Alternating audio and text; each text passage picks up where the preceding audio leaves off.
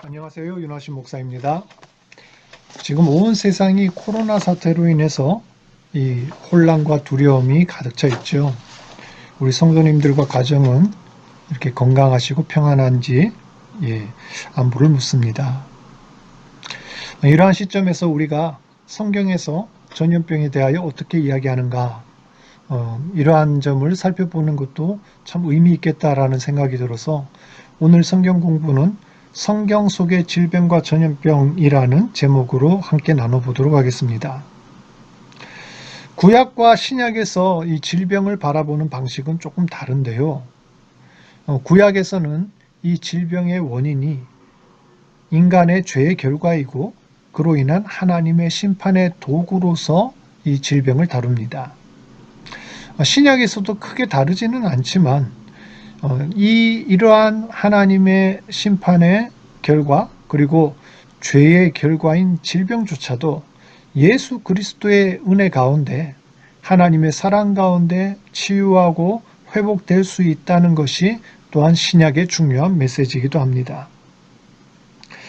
성경에서는 하나님께서 처음 인간들을 만들었을 때 온전하게 창조하셨다라고 이야기합니다. 당연히 질병이나 아픔, 죽음 같은 것도 존재하지 않았지요. 하지만 첫사람 아담이 하나님의 그 명령을 불순종하고 선악과를 이렇게 먹음으로써 죽음이 찾아옵니다. 죄를 범한 인간과 하나님과의 사이가 분리되고 그 가운데 죽음이 들어오게 된 것이죠. 즉 질병이라는 것은 애초부터 우리 인간이 가지고 있었던 당연한 것이 아니라 영원한 생명을 잃고 죽어가는 그러한 가운데서 나타난 이상 상태라는 것입니다. 특히 이 전염병은 다른 질병보다 훨씬 무섭고 성경에서도 중요하게 다뤄집니다. 전염병은 인간을 심판하시는 하나님의 방법 중에 한 가지였으며 또한 국가와 지도자를 징계하고 경고하는 수단이기도 하였습니다. 또 이 전염병은 마지막 때를 알리는 징조이기도 하지요. 성경뿐만 아니라 인류 역사에서도 전염병은 개인뿐만 아닌 집단, 사회, 나라의 근간을 흔드는 중대한 위협이었습니다. 전염병 때문에 문화와 습관이 바뀌기도 하고요. 역사를 주도하는 계층이 뒤집히기도 하지요. 심지어는 한 문명이 망하기도 합니다. 우리가 잘 아는 흑사병, 콜레라, 홍역, 현대 와서는 에이즈나 코로나 바이러스에 이르기까지 이것은 인간 역사에 깊숙이 개입되어 있지요. 그렇다면 우리가 성경에 나오는 대표적인 어떤 사례들을 몇 가지 볼 텐데요. 자, 첫 번째는 이 창세기 12장 17절에서 이 전염병이 성경에서 최초로 등장합니다. 이 이스라엘 지역에 기근이 일어났는데 아브라함이 양식이 있는 이집트로 피난을 가게 됩니다. 그 이집트의 왕 바로가 아브라함의 아내 사레를 보고 한눈에 반해서 억지로 왕궁으로 데려갑니다. 이때 하나님께서 이 바로의 집에 질병을 내리시는데요. 이 질병이 바로 히브리 말로 네가라고 하는데 피부병을 뜻하기도 하고 이 전염성 질환을 나타내기도 합니다.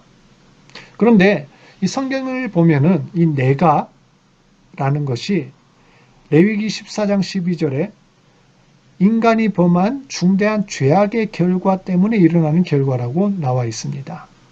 즉, 이 전염병이 처음 등장한 이 본문에서도 인간이 범한 죄 때문에 이 병이 나타났다라고 이야기를 하고 있죠. 두 번째로 이 전염병이 나오는 것은 출애굽기 10가지 재앙 중에 나타납니다. 출애굽기 9장 3절에 보면요. 10가지 재앙이 있는데 그 10가지 재앙 중에서 5번째와 6번째 재앙이 전염병입니다. 근데 5번째 재앙은 사람이 아니라 가축들에게 이렇게 일어난 전염병이고요. 여섯 번째 재앙은 사람과 짐승에 동시에 일어난 전염병이에요. 그런데 이게 참 의미가 있는 게요. 이번에 코로나 사태에서도 보듯이 인간의 전염병은 가축으로부터 왔다고 그러거든요. 근데 여기서도 보면은 가축 전염병이 먼저 일어나고요. 그 다음에 사람의 전염병이 그 다음에 일어납니다. 여기서 이제 그 악성 종기라는 말이 나오는데, 하나님께서 모세에게 그 화덕의 티끌, 재를 집어서 하늘에 이렇게 날려라. 그러면 그 재가 이렇게 하늘로 이렇게 올라가서 사람과 짐승에 붙어서 종기가 생길 것이다. 이렇게 말씀하시죠. 그런데 여기서 말하는 티끌, 이 아바크가 전염을 시키는 병균을 말할 때 이렇게 똑같이 쓰이는 그러한 단어라고 합니다. 세 번째로는 레위기 13장의 이 전염병에 대해서 이야기를 합니다. 이 레위기 13장은 율법에서는 전염병을 어떻게 대처하는가를 이야기하는데요. 대표적으로 이 이스라엘 백성들이 두려워했던 전염병에 나병이 있습니다. 이 나병 환자들은 사람들과 접촉을 피하도록 해야 되는데, 그 증상이 생기면은 제사장이 먼저 진찰을 하고요, 진단을 내립니다. 그런데 그 진단이 확실하지 않다 이러면은 7일 동안 가두어 놓고 그 변화를 관찰합니다. 오늘날로 치면 자가격리죠. 그런데 그 7일 후에 피부에 번져서 이렇게 막 반점이 생기고 이렇게 병증이 생기면 제사장이 그 사람을 부정하다라고 판단을 합니다.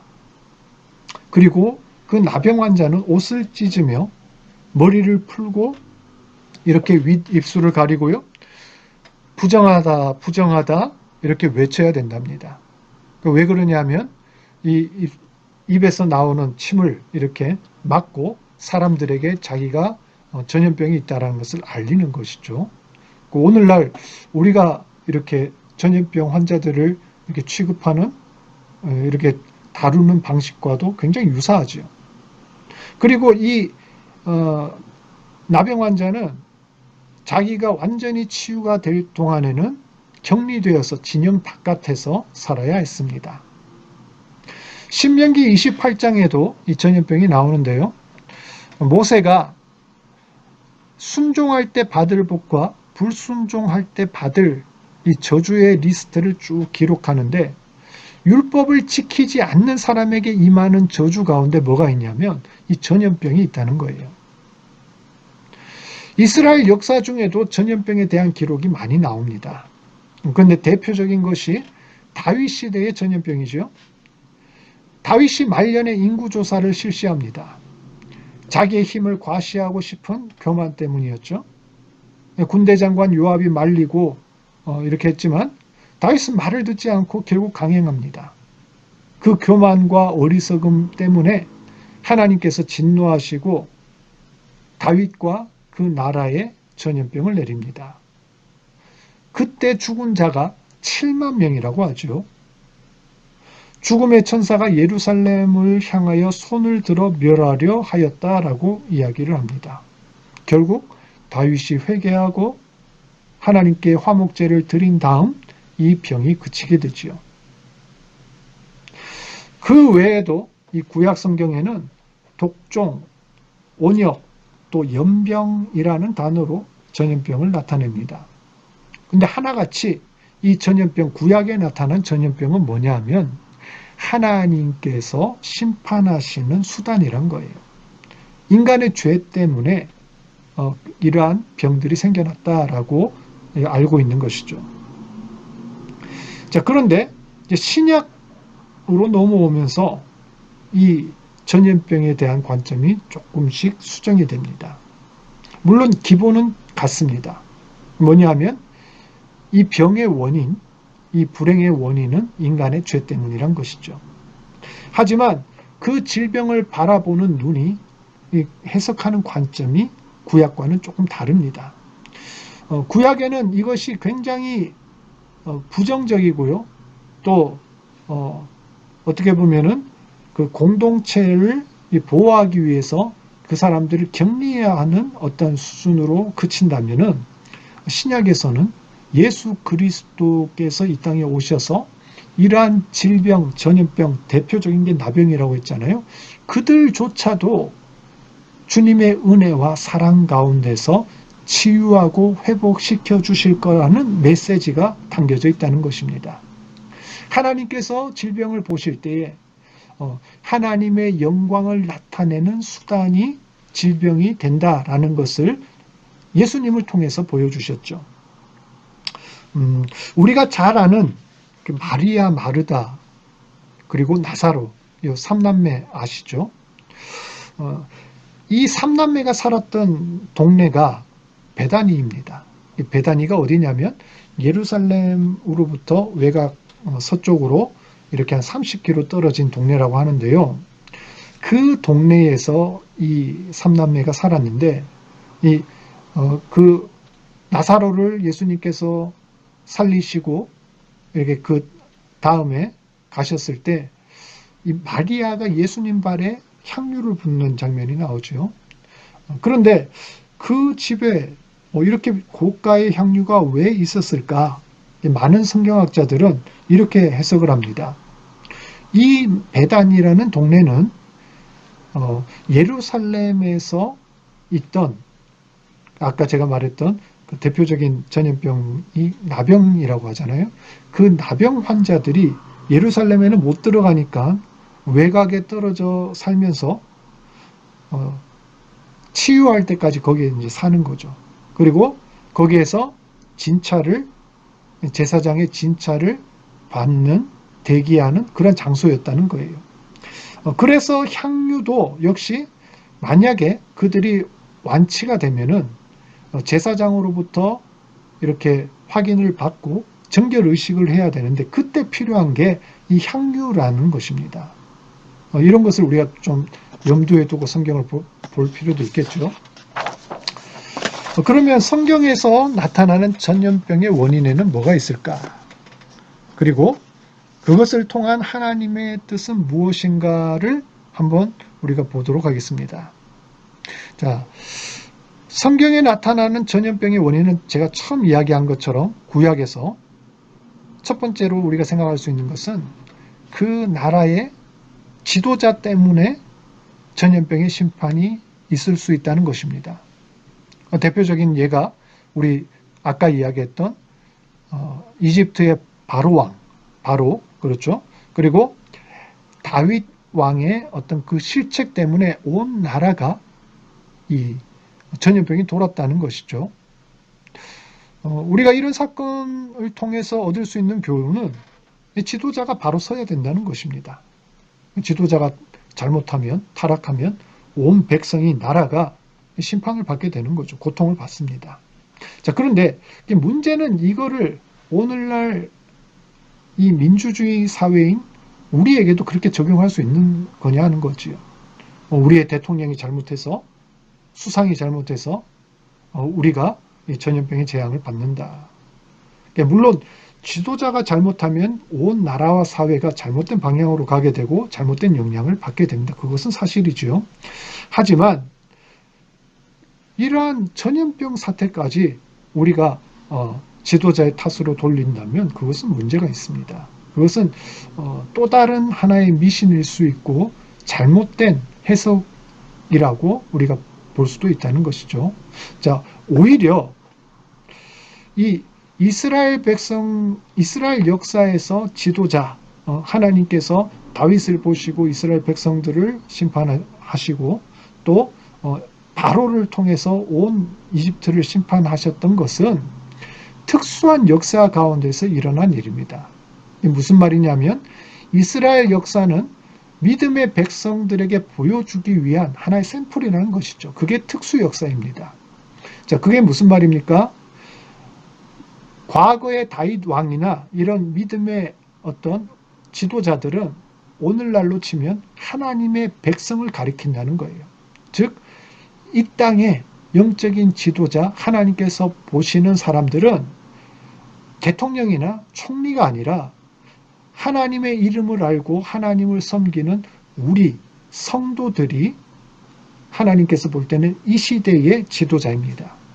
그렇기 때문에 우리나라의 지도자 때문에 이런 코로나 사태가 일어난 거야, 이렇게 사실은 보실 게 아니라 나 때문에 오늘날 이 땅에서 하나님을 온전히 섬기지 못한 믿음의 백성들 때문에 이러한 사태가 일어났을 수 있다라는 것을 우리는 그런 식으로 해석하고 적용하는 게 오히려 맞는 적용이라는 것이죠. 자, 둘째로 백성들의 타락이 전염병을 부르게 됩니다. 이스라엘 백성들이 출애굽하였을 때 하나님과 모세를 원망합니다. 그래서 고라와 같은 사람들이 반역을 하죠. 그래서 온 이스라엘 백성들을 선동하여서 모세를 돌로 치려고 하고 애굽으로 돌아가려고 합니다. 그때 하나님께서 어떻게 하십니까? 전염병을 고라 일당들은 그냥 땅을 그냥 이렇게 갈라지게 해서 다 삼켜버리게 하시고, 또 그들에게 동조하였던 사람들은 전염병을 보내셔서 4,700명이 죽게 만드셨죠. 즉 이스라엘 백성들의 타락 때문에 죄로 인하여 전염병을 보내셨다는 것입니다. 또 이스라엘 백성들이 하나님을 떠나 우상 숭배의 죄를 저질렀을 때 하나님께서는 전염병으로 심판하실 것이라 라고 이렇게 민수기에서 이야기를 하시죠. 끝으로 전염병은 종말의 징조로서 나타나기도 합니다. 예수님께서 종말에 어떤 징조가 나타나게 될까 이렇게 설명을 하시면서 누가복음 21장 11절에 곳곳에 큰 지진과 기근과 전염병이 있겠고 라고 말씀하셨어요. 예수님이 직접 하신 말씀이시죠. 즉 말세에는 자연재해와 전염병이 창궐하게 되어 있다는 것입니다. 그런데 이 말세의 징조인 자연재해와 전염병에는 신앙인도 함께 고통을 받는 것이라는 것입니다. 신앙인에게도 똑같이 핍박의 고통을 받는 것이죠. 그러므로 이때를, 말세를 살아가는 우리의 자세는 어떻게 해야 합니까? 주님의 오심을 기다려야 한다는 것입니다. 믿음 안에서 깨어 있어야 하고 정신을 차려 근신하여 기도하라 하는 베드로전서 4장 7절의 말씀대로 우리가 살아야 합니다. 자, 마지막으로 우리가 이 시대 코로나19 전염병이 창궐하고 있는 이때에 어떠한 자세로 살아가야 될지를 한번 요약해 보겠습니다. 첫 번째로, 전염병 가운데는 그냥 우연히 일어난 이 세상에서 벌어진 우연의 어떤 산물 결과가 아니라 그 속에 분명히 하나님의 뜻이 담겨져 있음을 깨달아야 합니다. 자, 두 번째로, 이 전염병의 원인이 누구의 잘못인가? 지도자의 잘못인가? 아니면 모든 이 세상 백성의 잘못인가? 아니면 단순한 말세의 징조인가를 잘 살펴야 하며, 우리가 회개해야 될 부분은 없는지 우리가 돌아봐야 할 것입니다. 세 번째로, 이유가 무엇이든 이 전염병의 주관자는 이 전염병의 문제를 해결할 수 있는 능력이 있는 분은 하나님이라는 것을 우리가 기억해야 합니다. 다윗이 7만 명이나 되는 사람들이 죽었을 때 하나님 앞에 회개하고 화목제를 드렸을 때 이 전염병이 그쳤던 것처럼 우리 역시도 온 세상의 주관자 되신 하나님의 손안에 이 사태의 종말이 달려 있으며 하나님께서 속히 이때를 지나가게 해달라고 중보하며 기도해야 될 것입니다. 마지막으로, 우리가 어떠한 상황 가운데 있든지 하나님 앞에 올바로 서며 전염병도 이겨나가는 저와 여러분 되셨으면 좋겠습니다. 끝으로 시편 91편 2절부터 3절까지의 말씀을 읽어드리고 성경 공부를 마치겠습니다. 그는 나의 피난처요 나의 요새요 내가 의뢰하는 하나님이라 하리니 이는 그가 너를 새 사냥꾼의 올무에서와 심한 전염병에서 건지실 것이미로다. 아멘. 마치겠습니다.